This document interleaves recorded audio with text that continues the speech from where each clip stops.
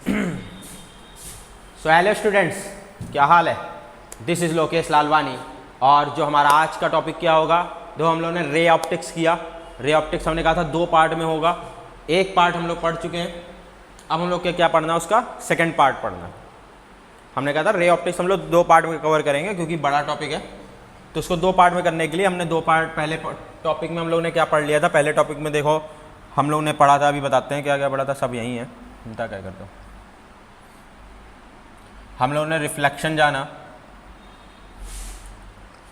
फिर उसके बाद रिफ्लेक्टिंग सरफेस के बारे में, कॉन्वेक्स और कॉनकेव के बारे में, साइन कन्वेंशन जाना कि प्लस किधर होता है, निगेटिव किधर होता है। फिर उसके बाद लीनियर मैग्नीफिकेशन जाना था। फिर उसके बाद रिफ्रैक्शन जाना, रिफ्रैक्शन के लॉ जाना, स्नेल्स लॉ जाना। और उसके बाद रिफ्रैक्टिव इंडेक्स जाना किसी एक मीडियम की दूसरे मीडियम के रिस्पेक्ट में। अपेरेंट डेप्थ जाना, टोटल इंटरनल रिफ्लेक्शन कब होता है, जब क्रिटिकल एंगल से एंगल ज़्यादा हो जाता है। क्रिटिकल एंगल क्या होता है, ऐसा एंगल ऑफ इंसिडेंट जहाँ पे रिफ्रैक्शन 90 हो जाता है।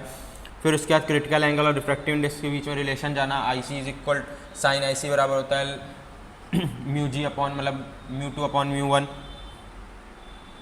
और उसके बाद हम लोग ने रिफ्रैक्शन एट कॉन्वेक्स सरफेस जाना, तो हम लोग का फार्मूला आया था। हम लोग ने लेंस मेकर फार्मूला पढ़ा, प्रिंसिपल फोकस पढ़ा। वह उसके बाद ये हम लोग ने क्या कहा था, to be continued. That means हम फिर से चालू करेंगे, आगे बढ़ेंगे। और आगे बढ़ते हुए रे ऑप्टिक्स का हमारा सेकंड पार्ट आता है। और सेकंड पार्ट में हम लोग को क्या पढ़ना है, पहले सेकंड पार्ट में हम लोग को पढ़ना है refraction of light through the prism.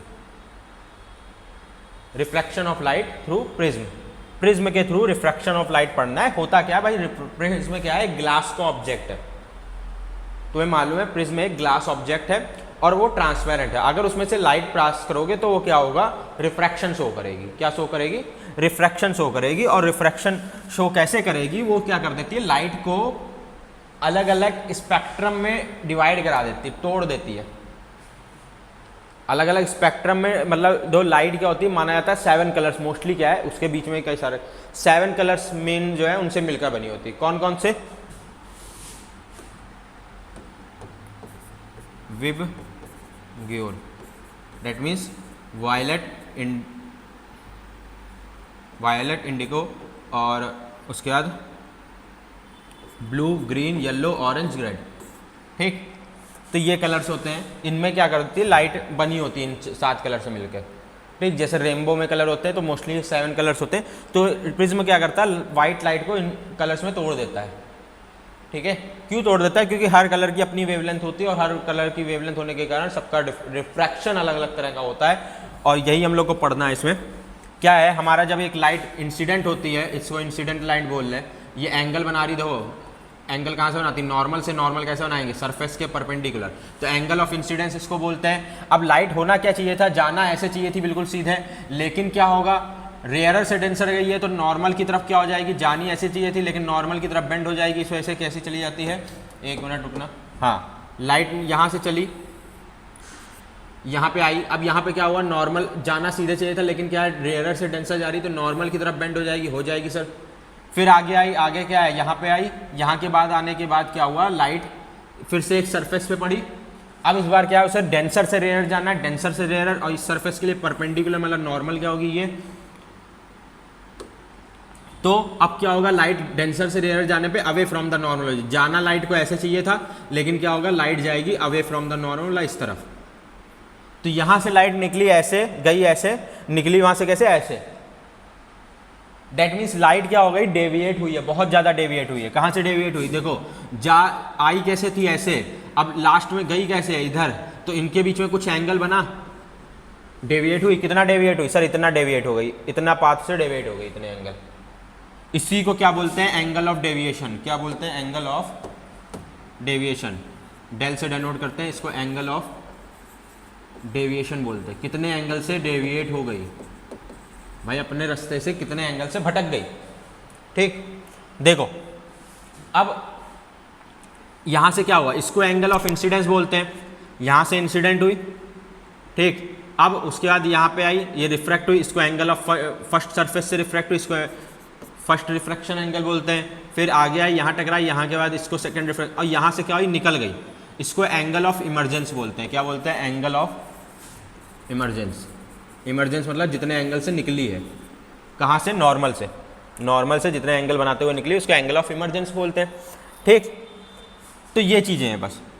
हाँ, अब प्रिज्म में क्या होता है, प्रिज्म जैसे मान लो ये है, कोई भी प्रिज्म होता है उसमें एक एंगल ऑफ प्रिज्म होता है। जैसे प्रिज्म बना होता है ऐसे, ये प्रिज्म का ये सामने से जो फेस देखोगे कैसा होगा, ये फ्रंट फेज है प्रिज्म का, कैसा है, फ्रंट फेज है।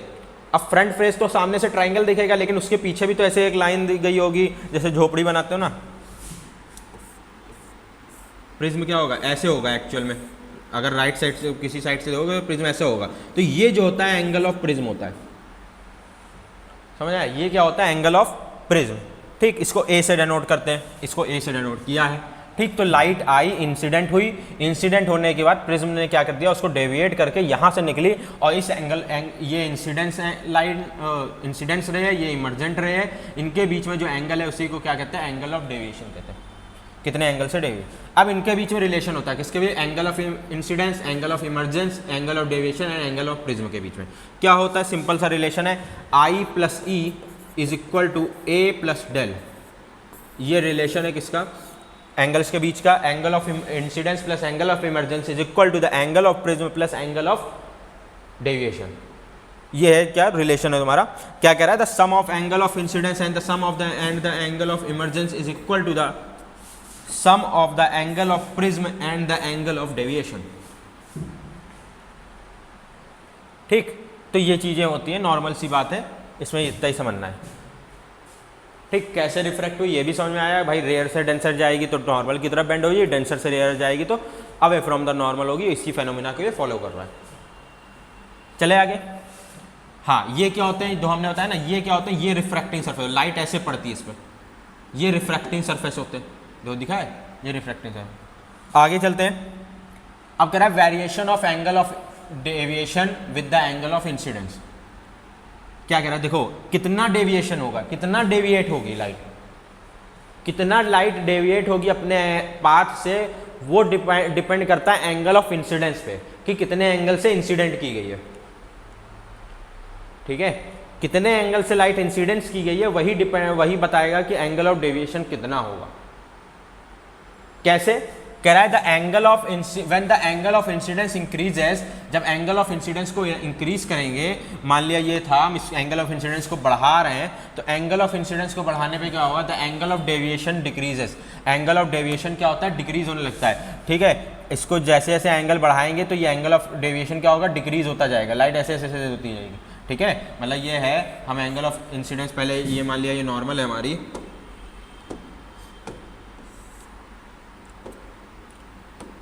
ठीक, जब ये छोटा सा एंगल ऑफ इंसिडेंस था तब उस समय जो लाइट निकली आफ्टर रिफ्रैक्शन वो मान लिया ऐसे निकली, फिर एंगल ऑफ इंसिडेंस बढ़ाया तो अब लाइट क्या होगा, उसका डेविएशन थोड़ा कम हो जाएगा, डेविएशन ये, ठीक है, उसका एंगल डेविएशन कम हो जाएगा, थोड़ा और एंगल बनाया तो एंगल ऑफ डेविएशन और कम हो जाएगा। ठीक, तो वही कह रहा है एंगल ऑफ इंसिडेंस बढ़ाने पे एंगल ऑफ डेविएशन क्या होता है, कम होता है। इंपॉर्टेंट पॉइंट है, नोट कर लिए। At a particular value of angle of incidence the angle of deviation becomes minimum. एक वैल्यू आती है एंगल ऑफ इंसिडेंस की जहां पे एंगल ऑफ डेविएशन मिनिमम हो जाता है, कम से कम हो जाता है। और कम से कम एंगल ऑफ डेविएशन कब होगा, जब बिल्कुल सीधे निकल जाए, है ना। एक एंगल दो भाई, तुम क्या कर रहे हो, एंगल ऑफ इंसिडेंस बढ़ा रहे हो तो डेविएशन एंगल क्या हो रहा है, कम होता जा रहा है, डेविएशन एंगल कम होता जा रहा है। एक टाइम आता है, एक एंगल ऑफ इंसिडेंस आता है जहां पे एंगल ऑफ डेविएशन मिनिमम हो जाता है। एंगल ऑफ डेविएशन क्या हो जाता है, मिनिमम हो जाता है। उसको क्या कहते हैं, उस एंगल ऑफ इंसिडेंस को क्या कहते हैं, एंगल ऑफ मिनिमम डेविएशन। क्या कहते हैं, angle of minimum deviation. At a particular value of incidence, the angle of deviation becomes minimum and is value is called the angle of minimum deviation. उसको क्या कहते हैं, वो एंगल को कहते हैं, उस एंगल ऑफ इंसिडेंस को एंगल ऑफ मिनिमम डेविएशन कहते हैं। क्या समझ में आया, देखो एट मिनिमम डेविएशन क्या होगा, आई इज इक्वल टू ई होगा। आई इज इक्वल टू ई मतलब जितने एंगल से आई है उतने एंगल से चली जाएगी वो, जितना नॉर्मल से एंगल बना रही है उतने, मतलब जैसे आई थी ऐसे आई थी तो ऐसे ही चली जाएगी सीधे, मतलब जितना एंगल यहाँ से बना रही थी उतने एंगल से क्या होगी, इमर्ज हो जाएगी। समझ में आया, ये चीज़ है एंगल। और एट, ये हमें याद रखना point, at minimum deviation I is equal to E and R1 is equal to R2, मतलब ये जो रिफ्रैक्शन एंगल है ये जो रिफ्रैक्शन एंगल है ये आपस में क्या हो जाते हैं, बराबर हो जाते हैं। R1 is equal to R2 is equal to R हो जाता है। After minimum deviation the angle of deviation increases with the angle of incidence. एक बार मिनिमम डेविएशन अटेन कर लिया, फिर क्या होगा, एंगल ऑफ इंसिडेंस बढ़ाने पे वापस क्या होता है, एंगल ऑफ डेविएशन बढ़ने लगता है। पहले समझो क्या है, ये एंगल ऑफ इंसिडेंस की लाइन है, ये डेविएशन की लाइन है। एंगल ऑफ इंसिडेंस बढ़ा रहे हैं, एंगल ऑफ डेविएशन कम हो रहा है, कम हो रहा है। ये पॉइंट आ गया जहां पे क्या होगा, मिनिमम डेविएशन आ गया, इससे कम डेविएशन नहीं हो सकता। इस पॉइंट पे क्या होगा, angle of incidence angle of emergence के बराबर होगा। अब एंगल ऑफ इंसिडेंस अगर हल्का सा भी बढ़ाने लगेंगे तो डेविएशन एंगल भी बढ़ेगा, समझ आ रहा है। एंगल ऑफ डेविएशन भी क्या होगा, बढ़ेगा। मतलब एक पर्टिकुलर लिमिट तक घटेगा, उस लिमिट तक घटने के बाद ये वापस इंक्रीज होने लगेगा, समझ आ रहा है। एंगल ऑफ इंसिडेंस इंक्रीज करने पे एंगल ऑफ डेविएशन घटता है, लेकिन एक लिमिट तक, कहाँ तक, एंगल ऑफ मिनिमम डेविएशन का। जहां पर मिनिमम डेविएशन वो पा गया, उसके बाद अगर एंगल ऑफ इंसिडेंस बढ़ाएंगे तो वापस डेविएशन एंगल बढ़ने लगेगा, समझ आया, ये चीज़ है। हाँ, तो refractive index of material of prism, prism की अगर रिफ्रैक्टिव इंडेक्स में कैसे निकालते हैं, मिनिमम डेविएशन पे ए इज इक्वल टू क्या है, R1 प्लस R2 होता है, ये भी फॉर्मूला ध्यान रखो। एंगल ऑफ प्रिज्म होता है R1 plus R2, R1 plus R2 क्या है, angle of refraction at first surface plus angle of refraction at second surface, ठीक। अब मिनिमम डेविएशन पे क्या होता है, at minimum deviation A is equal to R1 और R2 बराबर हो जाते हैं, तो R1 प्लस R हो जाएंगे तुम्हारे 2R, ठीक। इस वजह से एंगल ऑफ रिफ्रैक्शन कितना आ जाता है, टोटल A/2, कितना आ गया, A/2, ठीक। अब उसके बाद एट मिनिमम डेविएशन क्या होता है, हमने ये इक्वेशन पढ़ी, I plus E is equal to क्या होता है, डेल एम प्लस ए। देखो I plus E is equal to A plus del होता है, लेकिन एट मिनिमम डेविएशन क्या हो जाएगा, डेल एम हो जाएगा। एट मिनिमम डेविएशन I और E क्या होते हैं, बराबर। इस वजह से I E की यहाँ पे क्या रख दें, I, तो क्या हो गया 2I plus 2I is equal to A plus del M. I की वैल्यू निकाली a plus del M by 2। तो यहाँ से अगर हम स्नेल्स लॉ में रखें रिफ्रैक्टिव इंडेक्स निकालने के लिए, स्नेल्स लॉ होता है, क्या कहता है, mu is equal to sine I upon sine R। I की जगह पे I वाली वैल्यू रख दी a plus del M by 2, और R की जगह पे क्या रख दिया, a बाई 2, ठीक। क्या आ गया फॉर्मूला, यहाँ दिख नहीं रहा है आधे पे आप लोग को, मैं दिखाता हूँ आपको, ये काय रफ कर देता हूँ, रुको एक बार।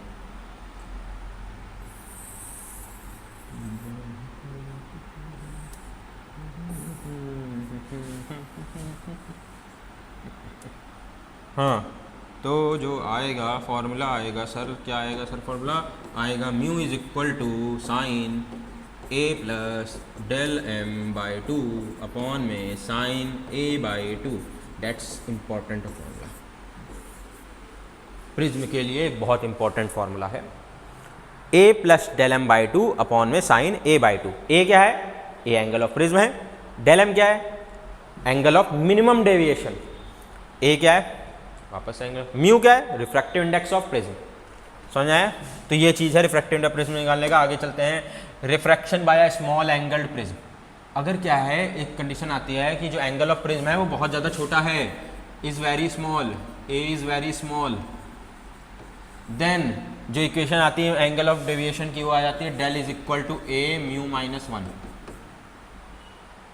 Del is equal to A mu minus 1, ठीक है। हमें इतना ध्यान रखना है, क्लियर। साइन ए क्या होता है, del is equal to A mu minus 1। Mu क्या है, angle of prism, sorry mu क्या है, refractive index of prism, A क्या है, angle of prism. Angle of prism बहुत ज़्यादा छोटा होगा तब के लिए फॉर्मूला है, ठीक। अब आ जाता है dispersion of white light through the prism. Dispersion of light through the prism क्या होता है, देखो हमने कहा ना, वाइट लाइट जब इंसिडेंस होती है वो क्या कर देती है, 7 अलग अलग रंग्स में क्या कर देती है, डिस्पर्स कर देती है। कौन कौन से होते हैं, विबग्योर सबसे नीचे रहता है, वायलेट उससे सबसे ऊपर रहता है। दैट मीन्स सबसे ज़्यादा कम डेविएशन किसका हुआ है, सबसे कम डेविएशन सर हुआ है रेड का, और सबसे ज़्यादा डेविएशन किसका हुआ है, वायलेट का। सबसे ज़्यादा डेविएशन किसका हुआ है, वायलेट का, सबसे कम किसका हुआ है, रेड का, ठीक है। क्या है, जरा खेल समझो। The phenomena of splitting a ray of white light into its constituent colours, colour जो अपने कलर में लिखे हुए हैं, जिन जिन कलर में से उठता है, 1 2 3 4 5 7 थाला फॉर अ रीजन, ठीक। The phenomena of splitting a ray of white light into its constituent colours, 7 colour में टूटता है। Wavelength is called the dispersion of, dispersion, इसी फेनोमेना को क्या कहते हैं, dispersion. And the band of colours from violet to red is, called spectrum. इन जिन बैंड में टूटता है, बैंड मतलब जिन कलर्स में टूटता है उसको क्या कहते हैं, स्पेक्ट्रम कहते हैं, ठीक है। और ये स्पेक्ट्रम क्या होता है, VIBGYOR, violet, indigo, blue, violet, indigo, ये सब आपको पता ही होगा, ठीक है। Indigo, blue, green, yellow, orange, red, ठीक है। ये होता है 7 कलर्स होते हैं। बहुत चलाया है आजकल, 7 इज इक्वल टू थाला फॉर अ रीज़न। हाँ सिंस, हाँ अब देखो क्या होता है, सबसे ज़्यादा वेवलेंथ क्या इसकी होती है, सबसे ज़्यादा वेवलेंथ होती है रेड की।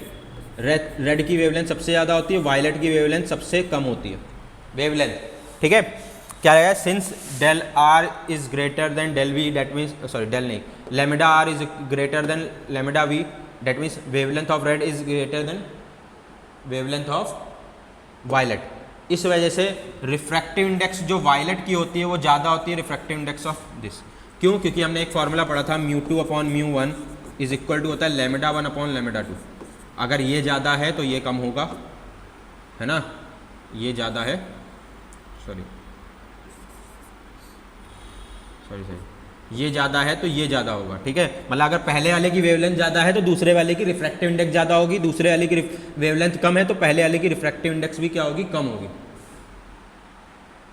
समझ रहे हो, रेसिप्रोकल होता है, पहले वाले की वेवलेंथ ज़्यादा है तो दूसरे वाले की रिफ्रैक्टिव इंडेक्स कम भी ज़्यादा, दूसरे वाले की रिफ्रैक्टिव इंडेक्स ज़्यादा होगी। दूसरे वाले की वेवलेंथ कम है तो पहले वाले की वेवलेंथ कम होगी, सॉरी समझ जाओ आप यार। μ2 बाय μ1 इज इक्वल टू क्या लिखा है, लेमिडा 1 बाय लेमिडा 2 लिखा है। अगर ये ज़्यादा है तो ये भी ज़्यादा होगा, अगर ये कम है तो ये भी कम होगा। इसका मतलब अगर पहले वाले की वेवलेंथ ज़्यादा है तो दूसरे वाले की रिफ्रैक्टिव इंडेक्स ज़्यादा होगी, अगर दूसरे वाले की वेवलेंथ कम है तो पहले वाले की रिफ्रैक्टिव इंडेक्स कम होगी। ये इन्वर्सली प्रोपोर्शनल होते हैं। वेवलेंथ और फ्रीक्वेंसी, वेवलेंथ और रिफ्रैक्टिव इंडेक्स क्या होते हैं, इन्वर्सली प्रोपोर्शनल होते हैं, ठीक है। इस वजह से क्या कह रहा है, क्योंकि वेवलेंथ ज़्यादा है रेड की तो रिफ्रैक्टिव इंडेक्स वायलेट की ज़्यादा होगी कंपेयर टू रेड, और रिफ्रैक्टिव इंडेक्स वायलेट की ज़्यादा होने की वजह से इसकी लाइट की वेलोसिटी, इसकी वेलोसिटी में ज़्यादा चेंज आता है।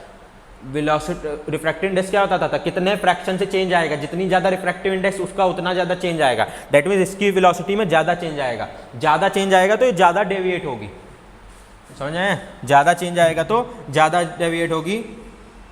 इस वजह से हम लोग जानते हैं, क्योंकि क्या होता है, डेल इज इक्वल टू क्या होता है, ए म्यू माइनस 1, समझ आए। तो अगर देखो ये ज़्यादा है, ज़्यादा में से -1 करोगे तो ये क्या आएगा, कम आएगा, सॉरी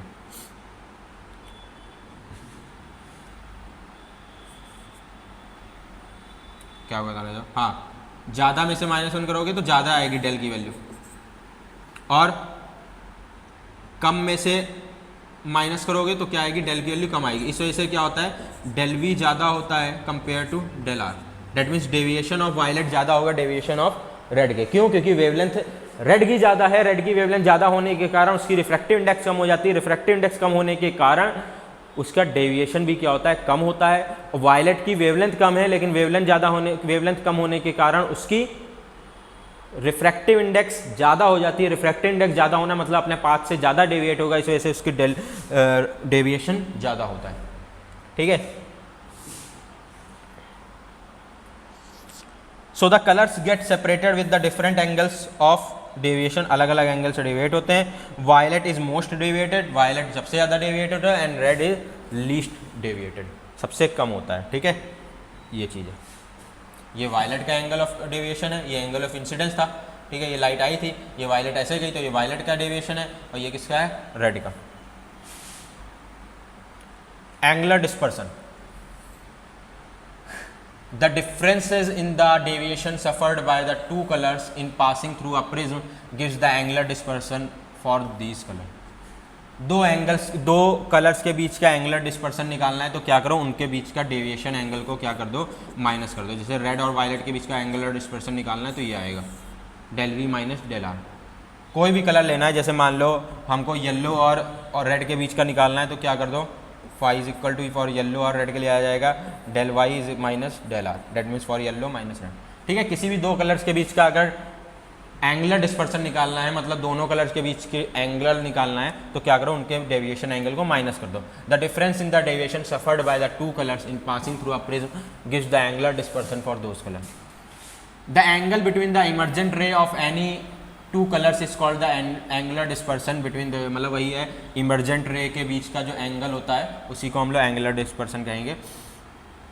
और it is the rate of the change of angle of deviation with the wavelength. ये क्या बताता है, rate of change of deviation, angle of deviation with the wavelength, कि कितना एंगल ऑफ डेविएशन चेंज हो रहा है विद वेवलेंथ।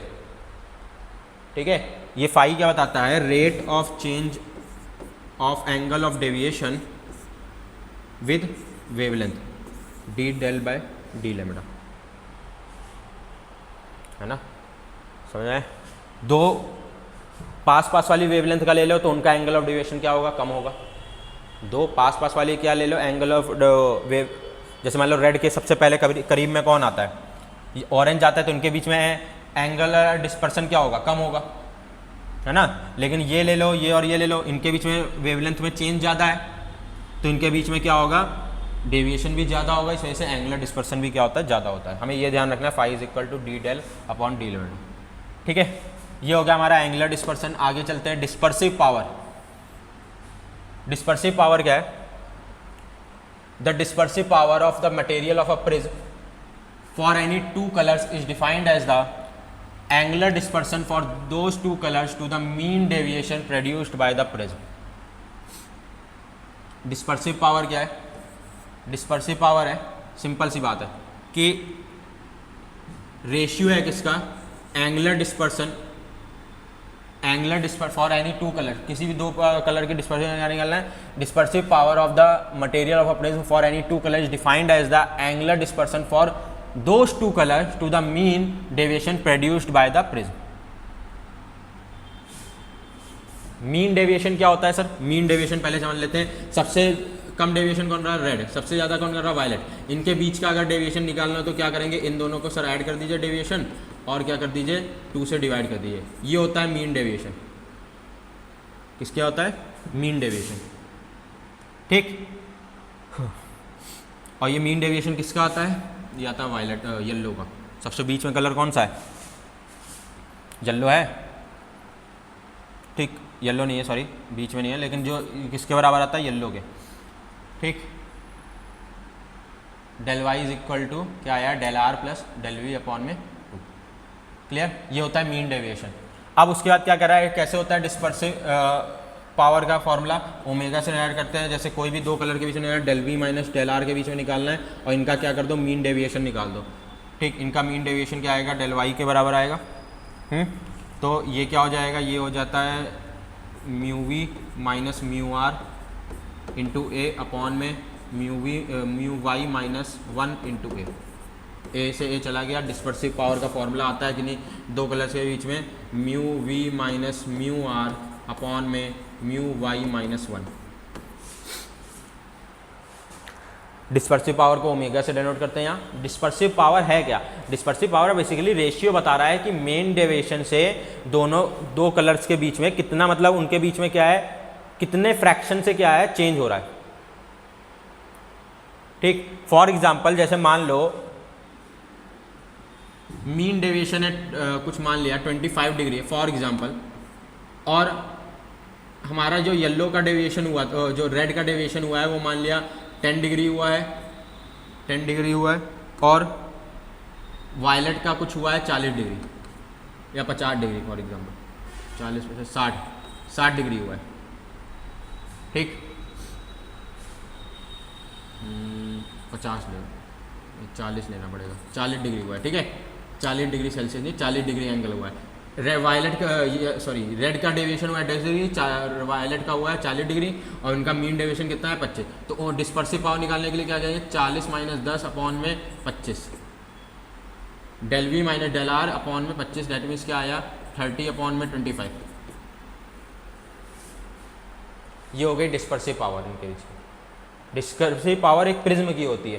प्रिज्म बताता है कि मतलब मान लो अगर रेड इधर मतलब गया है तो कितने ज़्यादा एंगल से क्या होगा, वायलेट जाएगा। समझे? हर प्रिज्म के लिए अलग अलग होता है, हर प्रिज्म की डिस्पर्सिव पावर अलग अलग होती है। तो हमें डिस्पर्सिव पावर का फॉर्मूला ध्यान रखना है। एक तो ये याद रखना है क्या, del V minus del R upon में मीन डेविएशन, और क्या है mu V minus mu R upon mu Y minus mu one. अगर रिफ्रैक्टिव इंडेक्स के टर्म में तो ये है, और अगर एंगल ऑफ डेविएशन के टर्म में तो ये है। ठीक, क्लियर है? अब क्या कह रहा है, इसी कारण से क्या होता है, हमें कई सारी चीज़ें नेचुरल फेनोमेना दिखते हैं। हमें स्काई ब्लू दिखता है, और सनसेट के टाइम जो स्काई होता है, जो सन होता है वो रेड दिखता है। क्यों दिखता है? देखो, scattering of light, scattering of light के कुछ एग्जांपल हैं, क्योंकि लाइट स्कैटर्ड होती है पार्टिकल से टकराने के बाद। Blue colour of the sky, तुम्हें क्या समझ में आ गया, वायलेट जो है, मतलब विबग्योर में सबसे ज़्यादा वेवलेंथ किसकी, इसकी। सबसे कम डेविएट कौन होगा, ये होगा। सबसे ज़्यादा डेविएट कौन होगा, ये होगा। मतलब सबसे ज़्यादा स्कैटर्ड, सबसे कम स्कैटर्ड ये होगा, सबसे ज़्यादा स्कैटर्ड, स्कैटर्ड मतलब फैलेगा ये। ठीक है, इसी वजह से स्काई ब्लू दिखता है, क्योंकि लाइट जो आती है सन से आ रही है वो क्योंकि सबसे पहले कलर क्या है, वायलेट फैल जाता है, स्कैटर्ड हो जाता है। तो स्कैटर्ड होने के कारण हमें स्काई क्या है, ब्लू या समझ लो वायलेट कलर का दिखता है। ठीक है, और reddish appearance of the sun at the sunrise और सनसेट। सनसेट और सनराइज के टाइम में सन जो होता है वो रेड दिखाई देता है। क्यों? क्योंकि सन उस समय बहुत सबसे ज़्यादा दूर होता है, और दूर होने की वजह से क्या होता है, जितनी लाइट आ रही होती है वो ज़्यादा से ज़्यादा उनमें से जो कलर होते हैं वो स्कैटर्ड हो जाते हैं। लास्ट में क्या बचते हैं, ये कलर बचते हैं। ये स्कैटर्ड हो नहीं पाते ज़्यादा, क्योंकि इनकी स्कैटरिंग पावर कम है, इनकी वेवलेंथ ज़्यादा है, इस वजह से कम स्कैटर्ड होते हैं। कम स्कैटर्ड होने की वजह से हमें जो सन होता है वो उस समय क्या होता है, रेड दिखता है, जब दूर होता है सन, मतलब सनसेट और सनराइज के टाइम। जब दिन का टाइम होता है तब सन रेड नहीं दिखता। क्यों? क्योंकि उस समय सन पास में है, और सन पास में होने की वजह से ज़्यादा लाइट स्कैटर्ड नहीं हो पाती। लेकिन स्काई जो है वो ब्लू दिखता है, क्योंकि जो लाइट है वो आसमान में पूरी क्या होती है, फैल जाती है। उसमें जो वायलेट कलर होता है वो सबसे ज़्यादा स्कैटर्ड हो जाता है। स्कैटर्ड क्यों होता है? क्योंकि आसपास क्या है, एयर के मॉलिक्यूल्स होते हैं, पार्टिकल्स होते हैं, वो क्या कर देते हैं, स्कैटर्ड कर देते हैं। ठीक है, तो यही रीज़न है कि स्पेस में लाइट स्कैटर्ड नहीं होती। स्पेस क्या है, अंधेरा है, क्योंकि वहाँ वैक्यूम बना गया, वहाँ पे पार्टिकल नहीं है लाइट को स्कैटर्ड करने के लिए। इस वजह से स्पेस जो होता है वो ब्लैक दिखाई देता है। ठीक है, लेकिन जब अर्थ को देखते हैं, अर्थ ब्लू दिखाई देती है। क्यों दिखाई देती है? क्योंकि लाइट ज़्यादा से ज़्यादा क्या हो जाती है, स्कैटर्ड हो जाती है। ठीक, तो यही फेनोमेना है। सबसे ज़्यादा कौन स्कैटर्ड होगा, वायलेट। सबसे कम कौन स्कैटर्ड होगा, रेड होगा। सबसे ज़्यादा वेवलेंथ किसकी होगी, रेड की होगी। सबसे कम वेवलेंथ इसकी होगी। सबसे ज़्यादा डेविएशन इसका होगा, सबसे कम डेविएशन इसका होगा। सबसे ज़्यादा रिफ्रैक्टिव इंडेक्स इसकी होगी, सबसे कम रिफ्रैक्टिव इंडेक्स इसकी होगी। ठीक है, ये सब कुछ पॉइंट है, याद रखना है। एक साथ लिख देता हूँ, अगर del R is greater than del V but mu R is less than mu V, so del R is less than del V. ठीक है, ये कुछ पॉइंट है, ये ध्यान रखना। चलते हैं आगे आ जाए। वही कह रहा है कि सनसेट और सनराइज के टाइम क्या होता है, स्काई ब्लू दिखता, सॉरी सन जो होता है वो रेड दिखता है। ठीक है, यही पॉइंट है। आगे चलते हैं। अब आ जाता है कंपाउंड माइक्रोस्कोप। कंपाउंड माइक्रोस्कोप क्या है सर? कंपाउंड माइक्रोस्कोप एक डिवाइस है जो स्मॉल ऑब्जेक्ट्स को देखने में, बहुत माइक्रो ऑर्गेनिज्म को देखने में यूज होती है। ठीक, हमें इसके कंस्ट्रक्शन में नहीं जाना, हमें कुछ नहीं जाना, हमें केवल फॉर्मूले समझना है इसके। कंपाउंड माइक्रोस्कोप एक डिवाइस है जो माइक्रो ऑर्गेनिज्म को देखने में यूज होती है। ठीक, अब इसमें क्या होता है, दो लेंस लगे होते हैं, दोनों कॉन्वेक्स होते हैं। एक ऑब्जेक्टिव होता है, एक आई पीस से होता है। ठीक है, ऑब्जेक्टिव कहाँ होता है, ऑब्जेक्ट के करीब में रखा जाता है, आई पीस आई के जहाँ से हम लोग देखते हैं। ठीक है, मान लो ये यहाँ से ऐसे देख रहे हैं। ठीक है, तो ये क्या है, आई पीस। देखो कितनी बढ़िया आँख बनाता हूँ। ठीक, ये आई पीस होता है। हाँ, तो ये ऑब्जेक्टिव होता है, ये आई पीस होता है। इसकी फोकल लेंथ होती है अपनी, इसको ऑब्जेक्टिव फोकस लेंथ बोलते हैं, और इसको आई पीस की फोकल लेंथ बोलते हैं, focal length of eyepiece. ठीक है, एफ ई से डिनोट करते हैं इसको। ठीक, अब होता क्या है, इसमें क्या होता है, ऑब्जेक्ट को रखा जाता है यहाँ पे। इसमें दो कंडीशन होती हैं। एक बनता है, इमेज जो बनती है वो least distance of distant vision, मतलब कैपिटल डी पे बनती है। इसको क्या बोलते हैं, least distance of distant vision.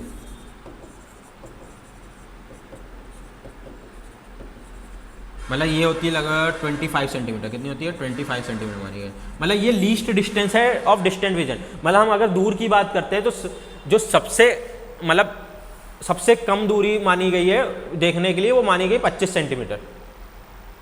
ठीक है, क्या मानी गई है 25 सेंटीमीटर। क्लियर है? डेट मीन्स अगर तुम्हें क्या है 25 सेंटीमीटर से दूर का सब कुछ दिखाई दे रहा है, डेट मीन्स तुम्हारी आंखें सही हैं। सबको नहीं 25 सेंटीमीटर तक का दिखाई दे रहा है, डेट मीन्स तुम्हारी आंखें सही हैं। ठीक है, ये होता है least distance of distant vision. मतलब अगर हम दूर के बात कर रहे हैं तो दूर में स्टार्टिंग तो कहीं से होगी ना, कि यहाँ से दूर, तो जो स्टार्टिंग होती है वो 25 सेंटीमीटर। ये जो होता है वो पास की बात होती है, 25 सेंटीमीटर से पहले की बात होगी वो पास होगा। जैसे कई लोगों का होता है कि पास की नज़र कमज़ोर होती है। पास की नज़र तब तक कमज़ोर हो जाती है अगर उसको 25 सेंटीमीटर तक का नहीं दिख रहा, 25 सेंटीमीटर के अंदर तक का चीज़ें नहीं दिख रही, तब उसकी पास की नज़र कमज़ोर है। अगर उसे 25 सेंटीमीटर तक की दिख रही है चीज़ें, डेट मीन्स उसकी पास की नज़र सही है। उससे दूर की नहीं दिख रही, डेट मीन्स उसकी दूर की नज़र कमज़ोर है, लाइक मेरी। ठीक, अब यही होता है least distance of distant vision. तो होता क्या है, एक कंडीशन आती है जब हम लोग क्या बनाते हैं, इसकी इमेज को least distance of distant vision पे बनती है कंपाउंड माइक्रोस्कोप में। तो डेट मीन्स फाइनल इमेज बनती है, इसको हम कैपिटल डी से डिनोट करते हैं। फाइनल इमेज बनती है कैपिटल डी पे। ऑब्जेक्ट हमने रखा है कहीं पे, ऑब्जेक्ट हमने रखा है पहले फोकस और सेकंड फोकस के बीच में। ठीक, यहाँ से लाइट आती है, लाइट जाती है, यहाँ पे टकरा मिलती है, मिलने के बाद यहाँ पे एक इमेज बनती है। ठीक है, और वो इमेज क्या करती है, इसके लिए ऑब्जेक्ट का वर्क करती है और फिर ये इसकी इमेज बनाता है पीछे की ओर, और ये यहाँ पे इमेज बनती है एट डी। ठीक, क्या कह रहा है ऑब्जेक्टिव? ऑब्जेक्टिव क्या है? The converging lens nearer to the object. Converging lens means क्या हुआ sir? Convex lens. Convex lens जो ऑब्जेक्ट के करीब होता है। आई पीस क्या है? The converging lens through which the final image is seen. ऐसा कन्वर्जिंग लेंस जिससे क्या है फाइनल इमेज देखी जा रही है। ठीक, कन्वर्जिंग मतलब वही कॉन्वेक्स। अब उसके बाद क्या कह रहा है, ये कहाँ चला गया?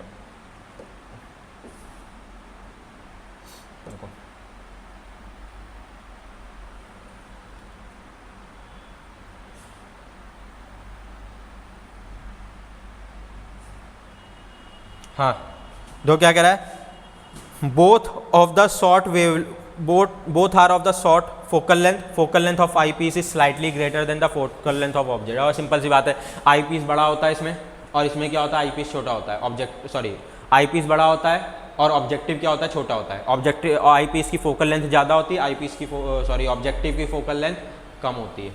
इसकी फोकल लेंथ ज़्यादा है, इसकी फोकल लेंथ कम होती है, सिंपल सी बात है। ठीक है, ये तो कोई बड़े हाँ ठीक। अब फॉर्मूले की बात है, एंगुलर मैग्निफिकेशन होता है इसमें। किसकी बात करते हैं? Angular magnification.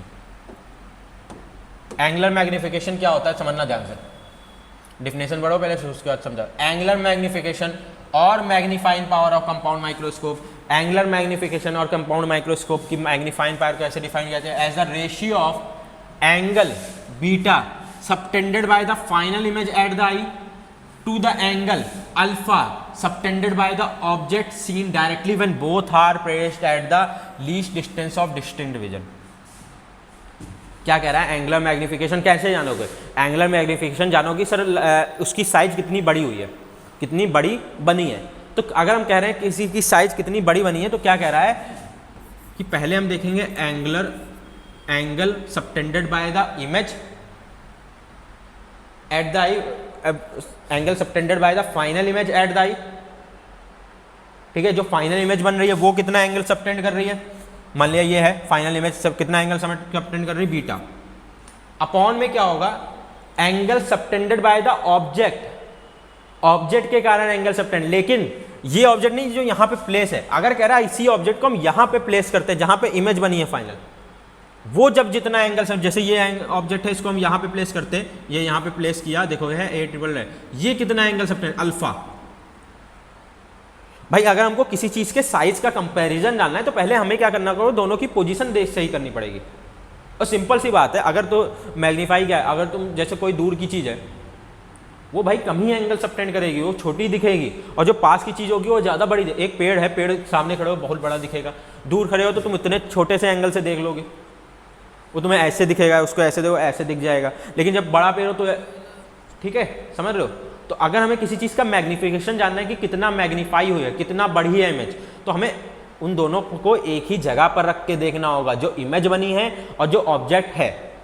तो इसी वजह से कह रहा है angle subtended by the final image to the angle subtended by the object placed at the point where the image is form without lens, lens ना होता है, ठीक है। अगर यहाँ पे अगर इसको आईज डायरेक्टली देखती तो कितना एंगल सबटेंड करता है अल्फा, लेकिन अब इसके साथ देख रहा है तो कितना एंगल सबटेंड कर रहा है बीटा। इसी का रेशियो क्या है, एंगुलर मैग्निफिकेशन या मैग्नीफाइंग पावर होती है। m इज इक्वल टू क्या होता है बीटा अपॉन ए, बीटा अपॉन अल्फा सॉरी। और यहाँ से क्या आ जाता है टोटल मैग्निफिकेशन, एक फॉर्मूला बनता है magnification of eyepiece plus into magnification of objective, ठीक। मैग्निफिकेशन ऑफ आई पीस होता है M is equal to 1 upon V E upon में एफ ई, और यहाँ से क्या आ जाता है क्योंकि v कहाँ पे बना है सर, v जहाँ पे क्या ऑब्जेक्ट इमेज कहाँ पे बनी है at least distance of distance, let means v is equal to क्या हो गया d, लेकिन कैसा d माइनस का, क्यों क्योंकि इधर ले रहे हैं, ठीक है। तो माइनस का d ले लेंगे, डेट मीन्स माइनस का 25 सेंटीमीटर, इसको यहाँ रख देते हैं 1 plus D by capital A. और ऑब्जेक्टिव की जो मैग्निफिकेशन पावर आती है वी ओ अपॉन माइनस का यू आती है, दोनों को पुट कर साथ में इस फॉर्मूला पुट करने पे हमको मैग्निफिकेशन का फॉर्मूला मिलता है वी ओ अपॉन माइनस का यू ओ ब्रैकेट में 1 प्लस डी अपॉन एफ ई। ये तब है least distance of distant vision पे फॉर्मूला है, least distance of distant vision, ठीक है। और इस केस में क्या है, हम लोग क्या करते हैं, अगर इमेज मानते हैं क्या है, एक मिनट, ऑब्जेक्ट जो है बिल्कुल अगर इसके पास में रखा है, ठीक है, ऑब्जेक्ट अगर बिल्कुल इसके पास में रखा है ऑब्जेक्टिव के, तो उसके इसमें वी ओ बराबर सॉरी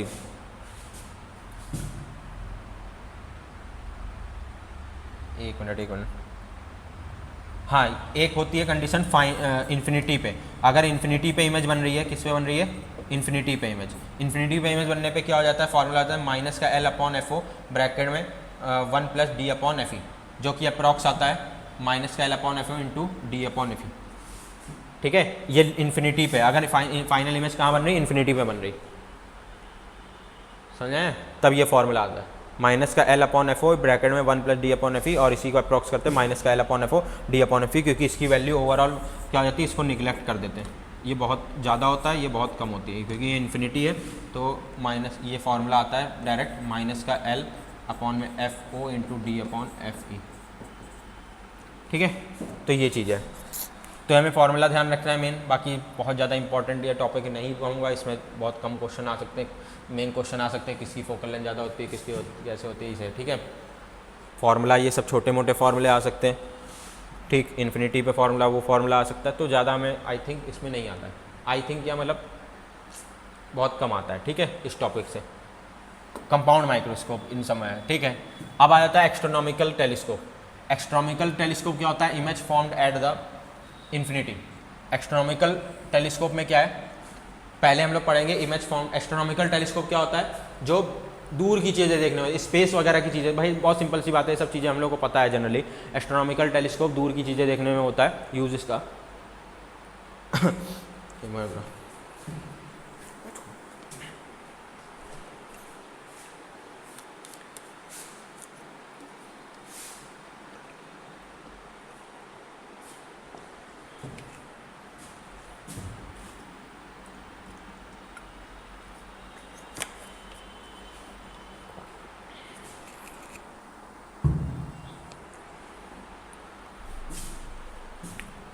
ठीक।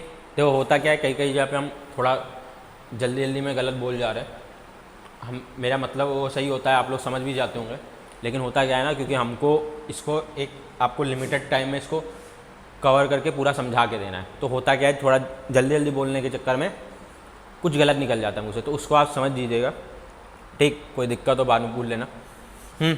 तो समझो क्या कह रहा है, एस्ट्रोनॉमिकल टेलीस्कोप क्या है। एस्ट्रोनॉमिकल टेलीस्कोप क्या है, एक डिवाइस होता है जो दूर की चीज़ों को मैग्नीफाई करने के लिए होता है, दूर की चीज़ों को देखने के लिए होता है, ठीक है, जैसे स्पेस वगैरह की चीज़ें हैं जो, ठीक है, उन चीज़ों को ये देखने के लिए होता है। क्या होता है इसमें, इसमें दो लेंस होते हैं, इसमें भी एक आई पीस एक ऑब्जेक्टिव, लेकिन इसमें क्या होता है, ऑब्जेक्टिव बड़ा होता है, आई पीस क्या होता है, छोटा होता है, ठीक। ऑब्जेक्टिव बड़ा होता है, आई पीस क्या होता है, छोटा होता है। इसमें भी दो तरीके की इमेज बनती है, एक इन्फिनिटी और एक क्या होता है, least distance of distant vision पर, ठीक है। तो हम पहले बात कर रहे हैं इन्फिनिटी पे। इन्फिनिटी पे बात करने पे क्या होगा, यहाँ से दूर से लाइट आती है, क्योंकि बहुत ज़्यादा दूर से आती है ना लाइट, क्योंकि बहुत दूर है ना, बहुत दूर की चीज़ें, तो बहुत दूर से लाइट आती है, पैरेलल आती है, तो वो कहाँ मिलती हैं, इसके फोकस में मिलती हैं। इसका फोकस क्या होता है, ऑब्जेक्टिव के बिल्कुल करीब में होता है, सॉरी आई पीस के बिल्कुल करीब में होता है, यही चीज़ें हो रही हैं, ठीक है। आई पीस के क्या होता है, बिल्कुल करीब में होता है। आई पीस के करीब में होने के कारण इसके अब फिर क्या होती है, फिर इमेज बनती है, लाइट यहाँ जाती है और क्या होती है, इससे कन्वर्ज होके जो इसकी इमेज कहाँ बनाता है, पीछे इसको ड्रॉ करो, और इमेज कहाँ पे बनती है, इन्फिनिटी पे।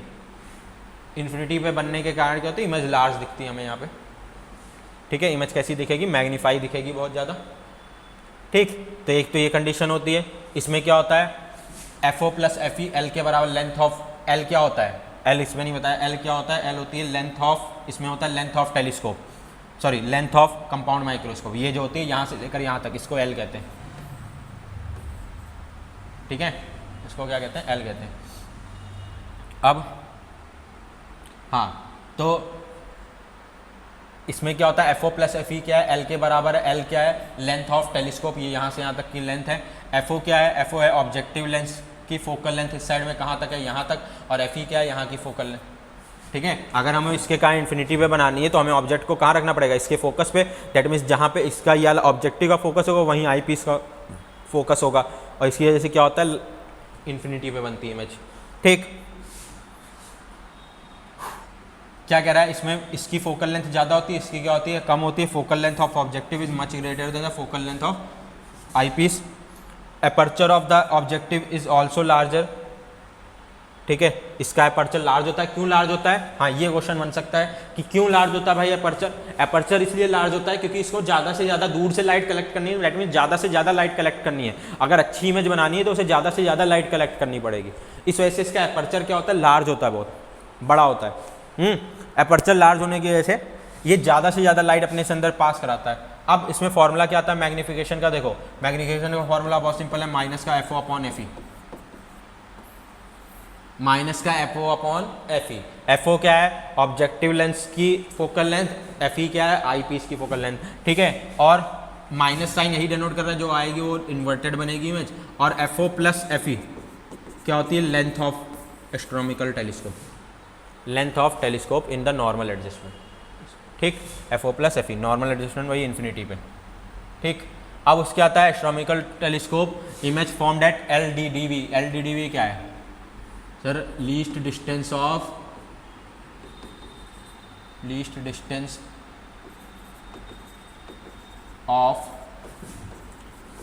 विजन,